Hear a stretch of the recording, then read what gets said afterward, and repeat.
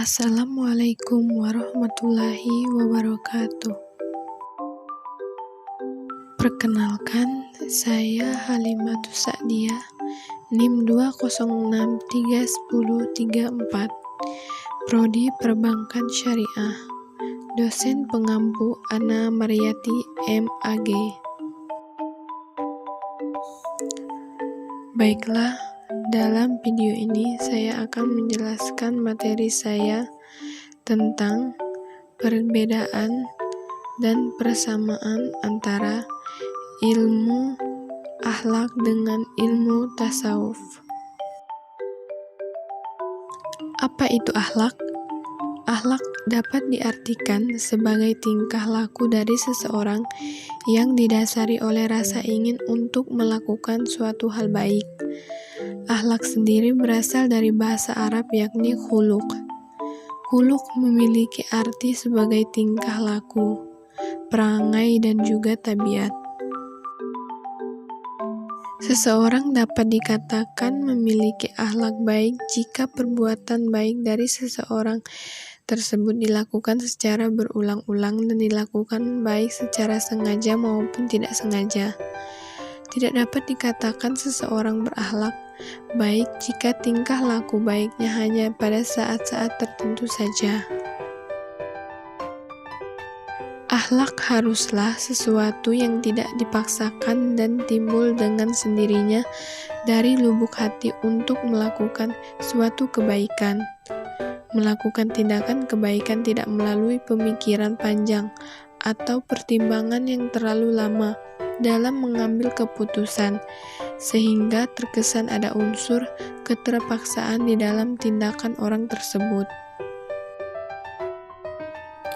Ada beberapa pakar yang mengemukakan definisi ilmu akhlak, antara lain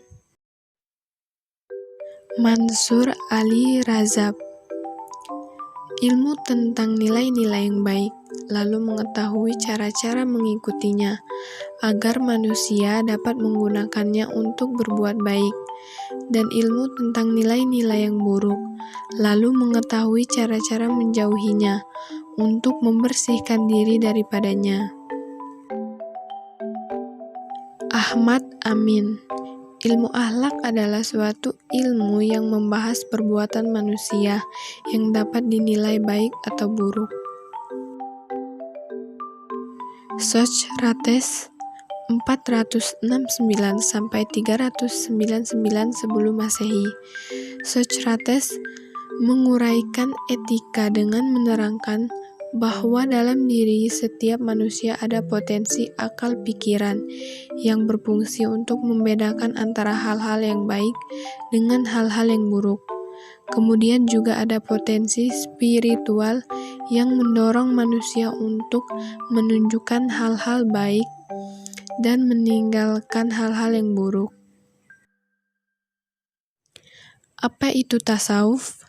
Tasawuf, atau yang bisa juga disebut sebagai sufisme, adalah sebuah ilmu untuk mendapatkan jalan dalam penyucian jiwa, penjernihan akhlak, serta membangun lahir dan batin yang bertujuan untuk mendapatkan kebahagiaan abadi. Tasawuf pada awal perkembangannya adalah salah satu aliran dalam Islam yang bertujuan untuk menjauhi hal-hal yang bersifat duniawi. Pada akhirnya, aliran ini menghasilkan sebuah aliran atau tradisi mistis dari Islam. Awal kemunculan pemikiran Sufi adalah di Timur Tengah, dan sekarang tradisi Sufi telah menyebar ke seluruh dunia, tidak terkecuali Indonesia. Aliran-aliran di dalam tasawuf atau sufi kerap dihubungkan dengan aliran Islam seperti Sunni, Syiah, dan banyak kombinasi dari tradisi Timur Tengah lainnya. Sufi sendiri merupakan sebuah konsep dalam agama Islam yang menjelaskan secara rinci mengenai ketenangan batin dan dimensi mistik di dalam agama Islam itu sendiri.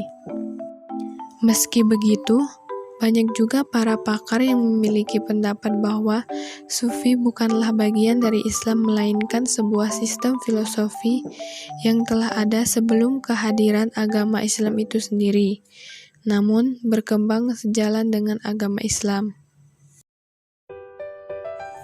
Perbedaan akhlak dan tasawuf. Ilmu tasawuf adalah ilmu tentang bagaimana kita membersihkan hati agar selalu berzikir atau ingat kepada Allah dan tidak tergiur oleh duniawi. Sedangkan akhlak itu sendiri adalah refleksi dari penerapan ilmu tasawuf, sehingga tingkah laku dan perbuatan kita sama dengan perilakunya Rasulullah SAW. Persamaan akhlak dengan ilmu tasawuf.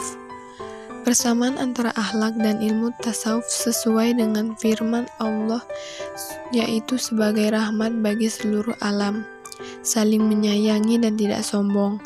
Apabila kita berakhlak, maka kita tidak akan sombong. Para sufi pun juga tidak sombong karena mereka tidak memikirkan duniawi. Akhlak baik. Akhlak baik adalah segala hal yang mencerminkan hal-hal baik dari seseorang yang mencerminkan kebaikan Islam di dalam setiap tindakannya. Adapun akhlak baik meliputi hal-hal yaitu 1. Jujur. Jujur adalah akhlak baik pertama yang harus dimiliki dan diamalkan oleh semua umat Islam.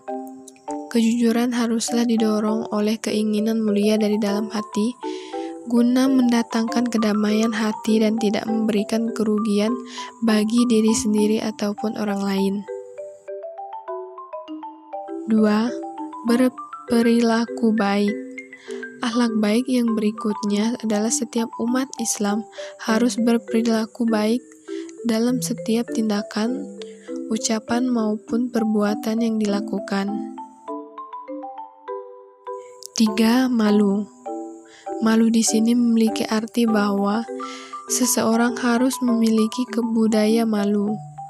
Malu untuk berbohong, malu mencuri, dan malu untuk melakukan hal-hal buruk, karena semua hal buruk itu akan dilihat oleh Allah Subhanahu wa Ta'ala dan akan dipertanggungjawabkan di akhirat. 4. Rendah hati. Seorang umat Islam haruslah memiliki kerendahan hati di setiap langkahnya. Tidak boleh ada perasaan tinggi hati di dalam hatinya, karena tinggi hati adalah sumber dari segala penyakit hati. 5. Murah hati.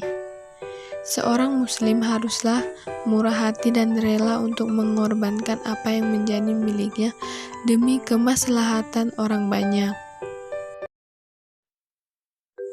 6. Sabar.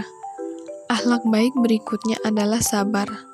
Seorang muslim haruslah menunjukkan sikap sabar kepada semua hal yang terjadi padanya. Sabar untuk menghadapi orang lain, sabar dalam menghadapi cobaan, dan sabar dalam setiap tindakannya seperti yang telah diajarkan oleh Nabi Muhammad SAW. Akhlak buruk.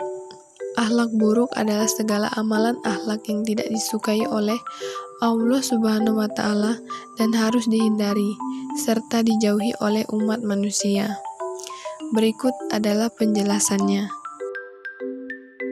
1. Mencuri atau mengambil yang bukan haknya. Mencuri adalah salah satu akhlak buruk yang paling dibenci oleh Allah Subhanahu wa Ta'ala, karena mencuri menandakan bahwa seseorang tidak mensyukuri apa yang telah dimilikinya.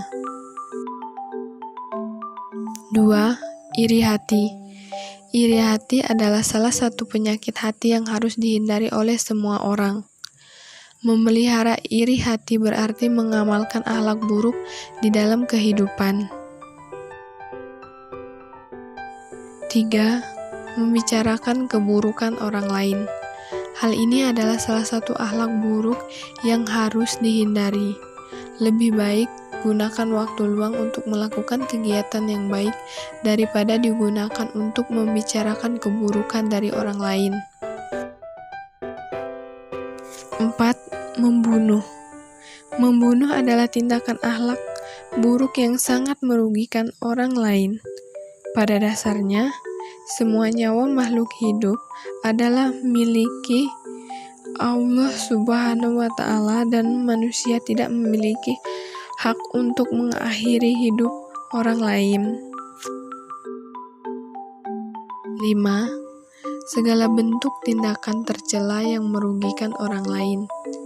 Hindari hal-hal buruk yang dapat merugikan orang lain dan diri sendiri, karena dengan begitu, akhlak buruk sudah dapat dihindari. Biasakan untuk selalu mawas diri dalam setiap tindakan yang akan diambil. Pentingnya akhlak tasawuf dalam kehidupan. Akhlak dan tasawuf adalah dua hal yang sangat penting untuk dimiliki oleh semua manusia. Pada dasarnya, akhlaklah yang akan menuntun manusia ke dalam jalan hidup yang lebih baik, dan akhlak baik bisa didapatkan dari amalan ilmu tasawuf yang diamalkan ke dalam kehidupan sehari-hari.